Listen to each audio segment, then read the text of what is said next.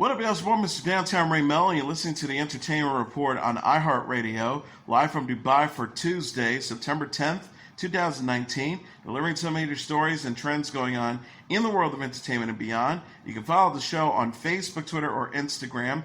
Facebook.com/The Entertainment Report with Ray Melo, that's RAYMELO, on Twitter at The Enter Report, or on Instagram at The Entertainment Report. You can listen to the show anytime you want on iHeartRadio. Just go to iHeart.com or your iHeart phone app, search for The Entertainment Report, and it'll take you to the page. Warner Bros. Released the final trailer for Dr. Sleep, its sequel to the classic film The Shining, on Sunday. Based on Stephen King's horror novel and set for theatrical release on November 8th, the movie stars Ewan McGregor as the adult version of Danny Torrance, the little boy who saw ghosts around every corner at the remote Overlook Hotel in The Shining. The synopsis that accompanies a Sunday 2.5-minute preview, still irrecoverably scarred by the traumatic he endured as a child at the Overlook, Dan Torrance has fought to find some semblance of peace, but that peace is shattered when he encounters Abra, a courageous teenager with her own powerful extrasensory gift known as the Shine. Instinctively recognizing that Dan shares her power, Abra has sought him out, desperate for his help against the merciless Rose the Hat and her followers, the True Knot, who feed off the shine of innocence in their quest for immortality. Forming an unlikely alliance, Dan and Abra engage in a brutal life-or-death battle with Rose. Abra's innocence and fearless embrace of her shine compels Dan to call upon his own powers as never before, at once facing his fears and reawakening the ghosts of the past. The final trailer shows Danny returning to the still-haunted Overlook. The film's cast includes Rebecca Ferguson, Carl Lumbly, Zahn McLaren, Emily Allen Lynn, Bruce Greenwood, Jocelyn Donahue, Alex Esoy, and Cliff Curtis, and newcomer Kaylee Curran. Kristen Stewart is set to be honored at the 15th Annual Zurich Film Festival in Switzerland with the Golden Eye Award. The Zurich Film Festival runs from September 26 to October 6. The actress will be on hand to present her new film, Seberg, from director Benedict Andrews, that stars Stewart as the late Hollywood actress Jane Seberg. Zurich Film Festival co-directors Nadja Jigelinec and Karl Sparepi said in a statement, although she could have been involved in blockbuster movies after the Twilight series, Stewart has consistently opted for artistically engaged indie films by writers such as Walter Salles, Oliver Assayas, and Ang Lee. She succeeded the difficulty balancing act between mainstream and art house in an exemplary way. With her fearless portrayal of Jane Seberg, she once again proved to be one of the most versatile actresses of our generation. Stewart is also known for starring in Panic Room, Snow White and the Huntsman, Billy Lynn's Long Halftime Walk, and Adventureland. She will next be seen in a new reboot of Charlie's Angels on November 15th and in the thriller Underwater, which will be released on January 10th. Filmmaker Oliver Stone will serve as the jury president of the international competition at the festival. Stone will also be presenting his 2017 documentary series, The Putin Interviews, and his 1991 feature, The Doors. A24 released a new trailer for The Lighthouse on Monday. Willem Dafoe and Robert Pattinson star in the film, opening on October 18. Pattinson and Dafoe played lighthouse keepers of 1890s New England. The black and white film appears in the 4:3 Academy ratio of all Hollywood films before widescreen became standard. The lighthouse keepers sit in the lighthouse talking. Dafoe asks Pattinson what over and over again until Pattinson starts responding in kind. Before the end of the trailer, the two actors are asking each other what until it boils over and Dafoe screams at Pattinson. A24 is keeping the plot of The Lighthouse mysterious. The synopsis only calls it a hypnotic and hallucinatory tale of the two lighthouse keepers. Writer-director Robert Eggers previously filmed The Witch, which was a period piece in colonial New England with a family of farmers who blame a witch for the disappearance of their baby. The Lighthouse had its world premiere at the Cannes Film Festival in May. It also played at the Toronto International Film Festival. It will play London, Vancouver, and more festivals before its theatrical release. Pattinson will next appear in The King, Waiting for the Barbarians, The Devil All the Time, Christopher Nolan's Tenet, and then he will play the Cape Crusader in The Batman. Defoe will next appear in Motherless Brooklyn, Tommaso, The Last Thing He Wanted, and The French Dispatch. Michelle Pfeiffer and Lucas Hedges have signed on to star in the big screen adaptation of Patrick DeWitt's novel French Exit.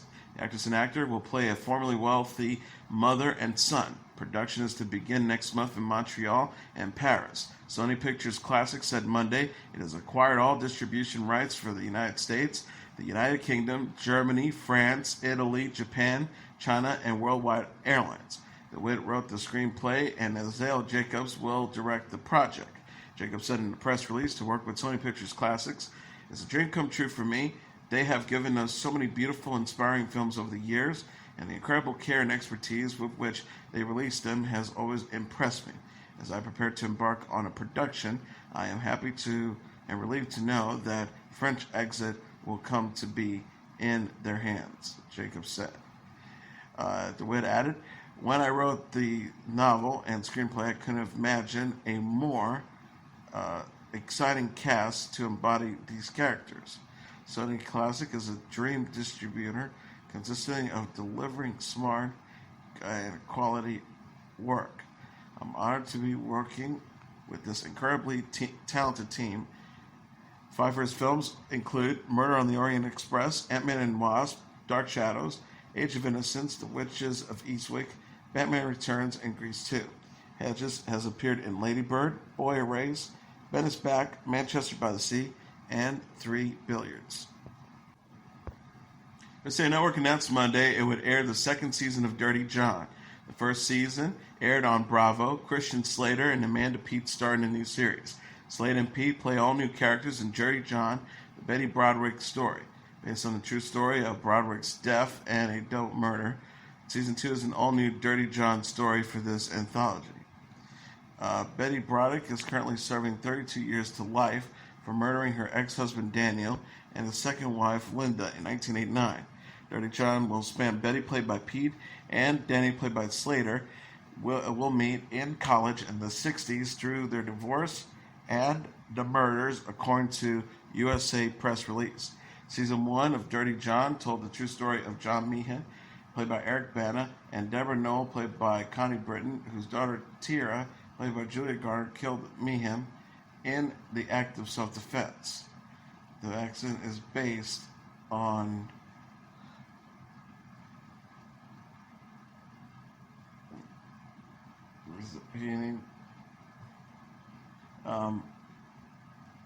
killed in an act of self-defense. The season was based on the Dirty John podcast, and Britton was earned a Golden Globe nomination for her work. Dan Broderick went to medical and law school, so his story has a medical theme in common. So more, Dirty John series creator Alexander Cunningham saw thematic similarities in both stories. Cunningham said in USA's press release, this first season of Dirty John was a story of twisted love and corrective control, but these insidious elements are also presented in and integral to the story of Betty Broderick, with whom I wanted to write about since I became a writer. Slater will conclude the final season of USA's drama Mr. Robot beginning October 6th. He will appear in Dr. Death for Universal Content Productions, which also produces Dirty John. Peet will come off of Amazon's original series, currently with Maggie Killy, Kat Chandler, Mira Minnow, and Shannon Coley are some of the directors currently filming Season 2 of Dirty John on the Universal Studios lot in Los Angeles. Peet comes off of Amazon's original series, The Romanovs. HBO has renewed Danny McBride's comedy series, The Righteous Gemstones, for a second season. The renewal comes 4 episodes into the first season, which premiered in August. McBride, John Goodman, Adam Devine, Edie Patterson, Walton Goggins, Cassidy Freeman, Tony Cavero, Tim Baltz, and Greg Allen Williams star in the series, which follows a famous televangelist family. McBride created The Righteous Gemstones and also serves as an executive producer, director, and writer.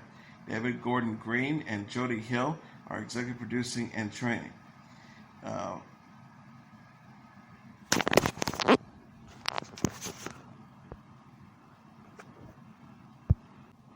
Executive Vice President of HBO Programming Amy Gravitt said in a statement, Danny, Jody, and David are among our favorite collaborators, and we're thrilled that they'll take on a family comedy has been met with such enthusiasm. She continued, we cannot wait to share the next steps in the Gemstones family's epic journey, hallelujah. McBride, Green, and Hill's Rough House Pictures have also produced Eastbound, Down, and Vice Principals.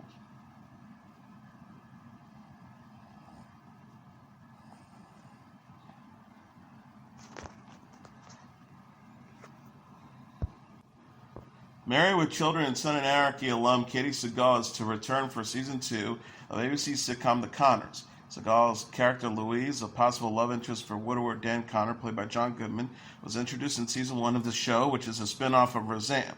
The show's official Twitter account says, we're excited to welcome Katey Sagal back this season. It's going to be fun. Hashtag The Connors. Sagal retweeted the post and added a smiley face and an exclamation point. Season 2 is set to premiere on September 24th. ABC's press release says, in the wake of Emilio's deportation, Jackie steps into the role of a paternal figure and creates a meticulous birth plan for Becky. But as the Connors know, nothing ever goes according to plan. Meanwhile, Darlene is tangled in a complex love triangle with David and Ben, and like her mother, Harris is caught up in a problem of her own. The sitcom stars Laurie Metcalf as Jackie, Sarah Gilbert as Darlene, Lisa Goranson as Becky, Michael Fishman as DJ, Emma Keeney as Harris, Amos McNamara as Mark, Jaden Ray as Mary Connor, Johnny Galecki as David, and J.R. Ferguson as Ben. Amelia was played by Renee Rosado in season 1. Joe Keery, who is best known for playing Steve on Stranger Things, has landed a guest spot on the Phone or Die series No Activity. Season 3 of the cop comedy is set to premiere on CBS All Access later this fall.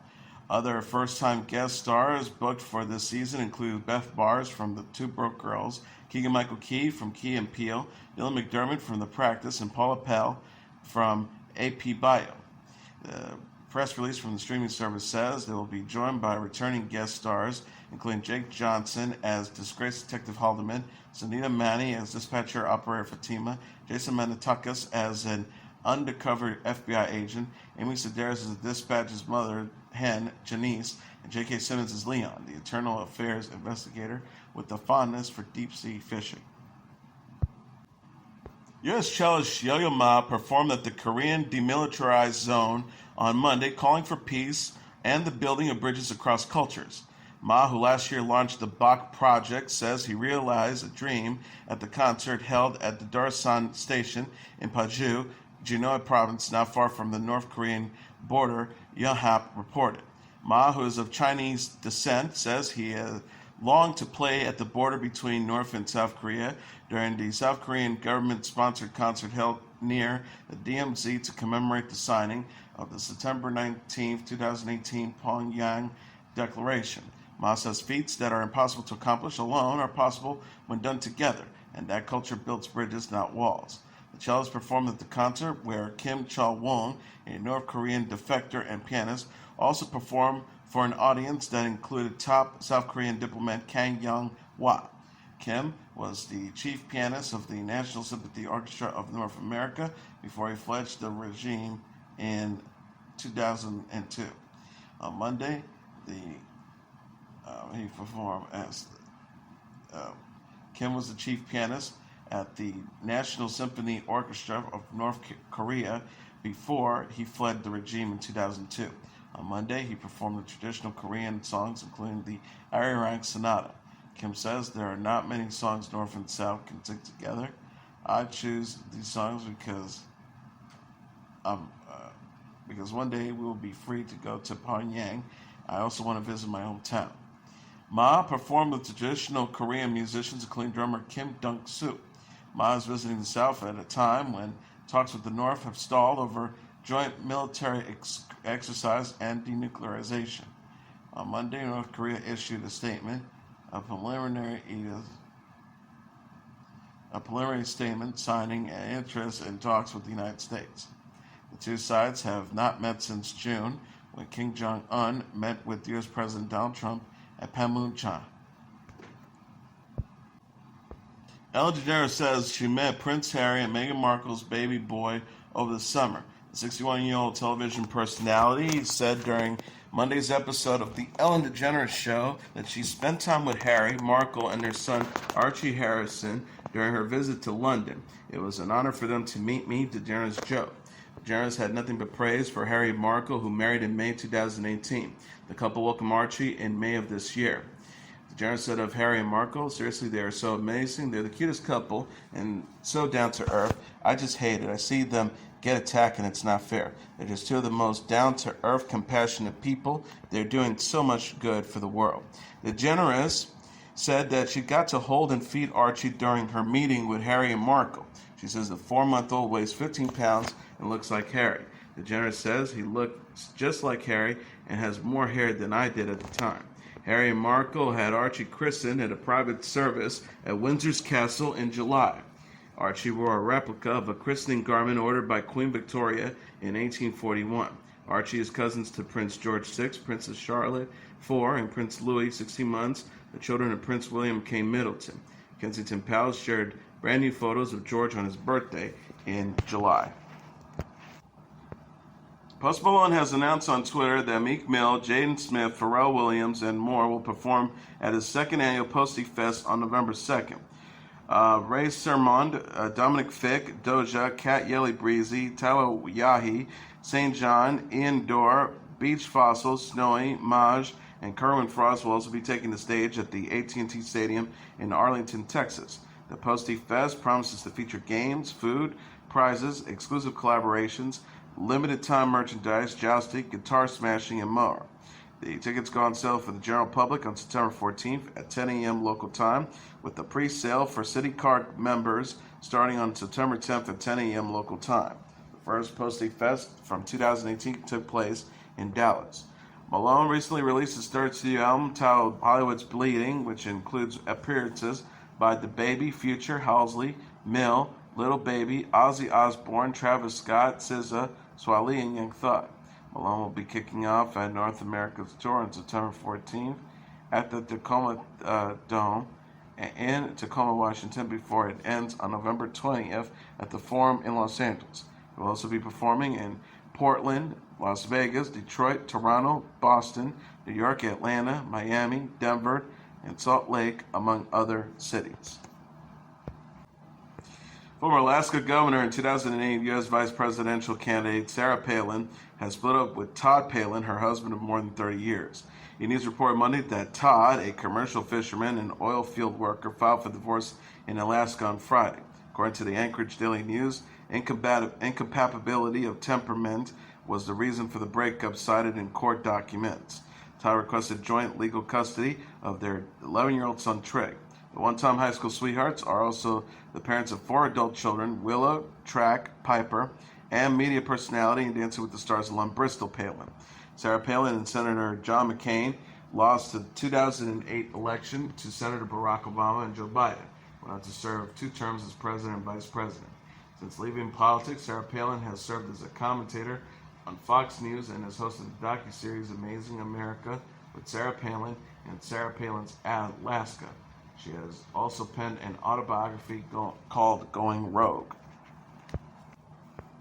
21 Pilots frontman Tyler Joseph is going to be a dad. E-News reported Sunday the 30-year-old singer announced the news by bringing wife Jenna Joseph on stage during 21 Pilots' concert Saturday at Lollapalooza, Berlin. People said Jenna Joseph showed off her baby bump in a patterned dress. Joseph dropped to his knees and kissed his wife's growing belly as the audience cheered. The singer says, "I know I said I'm bringing a couple people on stage, and that's true." Jenna Joseph had teased her Lollapalooza Berlin appearance while sharing photos in August from Lollapalooza Chicago. She obscured her baby bump in an oversized t-shirt. She wrote on one Instagram, "See you all at music festivals in Europe soon. I'll be in the popsicle line." Joseph and Jenna Joseph were married in March 2015. 21 Pilots consists of Joseph, a founding member, and Josh Dunn. The duo last released the album Trench in October, which included the singles Jumpsuit, Levitate, and The Hype. Puerto Rican singer Ozuna has been awarded 4 Guinness World Record titles. Guinness World Records presented the 27-year-old recording artist born Juan Carlos Ozuna Rosado with the titles for his achievement in music. Unza received most weeks at number 1 on Billboard Top Latin albums on chart for a male artist for his album Odyssey. Most Billboard Latin Music Award wins for a single artist in a single year, 11 awards this year.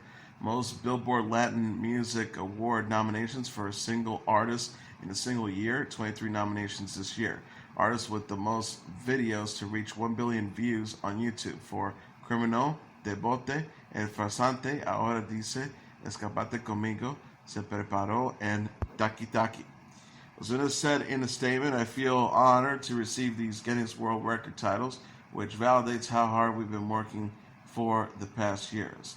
I dedicate this, first and foremost, to God and to my fans. Believe that they, from around the world, who have been there supporting me since the beginning of my career. I thank you for the Guinness World Records for this important recognition." Billboard says Ozuna received his Guinness World Records certificates and a copy of the Guinness World Records 2020 book at a ceremony in Puerto Rico. Ozuna has released 2 albums, Odisea 2017 and Aurora 2018. It's expected to release Ni Ribu this year. Ni Ribu includes the singles Baila Baila Baila, Vasi Mi, Amor Lleno, De Sueños de Nuevo, Cambio, and Muito Calor. And as your entertainment report for Tuesday, September 10th, 2019, I'm your host, Mr. Downtown Ray Melo. I'll be back tomorrow to deliver some major stories and trends going on in the world of entertainment and beyond. You can follow the show on Facebook, Twitter, or Instagram. Facebook.com/The Entertainment Report with Ray Melo. That's RAYMELO. On Twitter at The Answer Report.